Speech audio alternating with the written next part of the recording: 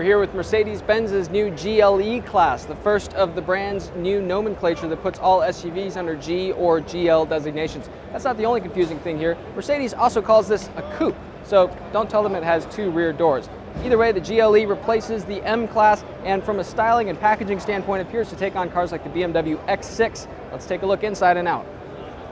Familiar face given what Mercedes has done to a lot of its recent cars. Kind of a gently rising belt line here, fairly dramatic rise in how the windows kind of come up here toward the roof line and sort of gently here toward the tail, which all sort of comes together here. A lot of deja vu because you've seen this already. It's in the BMW X6. Even the tail, as you look at how horizontal it is with the tail lights, all of these horizontal kind of themes here. Again, very familiar territory here. Now 21 or 22 inch wheels here. Check out these rear tires. 325 millimeters wide, a lot of traction there. Makes sense because in the cars that we're going to see here in the States, at least initially, a GLE 450 AMG Sport or a Mercedes AMG GLE 63, minimum horsepower at least 362 horsepower, so it'll need a lot of traction to get that power to the ground. A mix of some old and some new in terms of the interior here. Still some of the old climate knobs that Mercedes kind of moved away from in cars like the redesigned C-Class, but a very attractive 8-inch display here above the center part of the dash. It integrates a little bit more nicely into the dash than in some of other Mercedes vehicles where it sort of kind of perches out on its own. Similar touchpad knob combo command system as you'll find in the C-Class. You can use the touchpad to kind of zoom in, zoom out, flip through menus and even click down. Or if you want, you can use Command's familiar kind of 3-tiered menu structure there.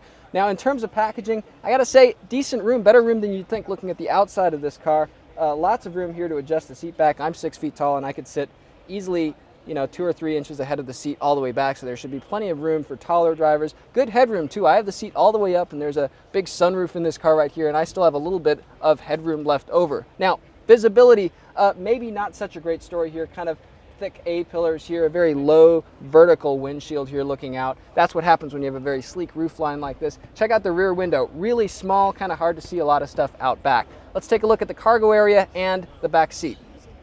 Now, adult passengers will kind of have to duck down a little bit to get in here, but not bad packaging once you get in. That's where I'd sit to drive. As you can see, lots of legroom left over here and a combination of a very nice high seating position off the ground for good thigh support without sacrificing too much headroom left over. I gotta say, better than I expected on the outside of this vehicle. Now, the seats recline a few degrees. They don't really move forward or backward. Check out the folding process. Kind of an old, bit of an antiquated thing. You gotta make sure you get this seat cushion tumbled forward first, and then the head restraint has to fold down, and finally you can pull the seats down like so to get a flat floor here. Again, a 3-step process. About 58 cubic feet of maximum cargo room, Mercedes-Benz says. That's more than the X6, but not really that much overall when you consider that the old M-Class had about 80 cubic feet.